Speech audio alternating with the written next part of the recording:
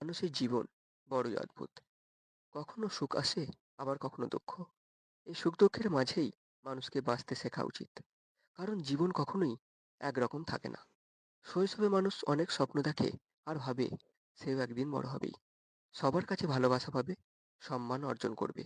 কিন্তু বড় হতে হতে সে বুঝতে শেখে বাস্তব জীবন এতটা সহজ নয়। এখানে প্রতিটি পদক্ষেপেই আছে লড়াই। মানুষকে লড়াই করেই বাঁচতে হয়। নিজের ইচ্ছা, নিজের স্বপ্ন সবকিছুর জন্যই মানুষকে সংগ্রাম করতে হয়। অনেক সময় মানুষ কষ্ট পায় সবচেয়ে কাছের মানুষগুলোর কাছ থেকে, যাদের ওপর সবচেয়ে সে বেশি ভরসা করে। তারাই কখনো কখনো সবচেয়ে বড় আঘাতটি দিয়ে দেয়। আর তখনই মন ভেঙে যায়, চোখে জল আসে, আর মনে হয় সব ছেড়ে এখান থেকে চলে যাই। কিন্তু ঠিক সেই সময়ই নিজেকে সামলাতে হয়।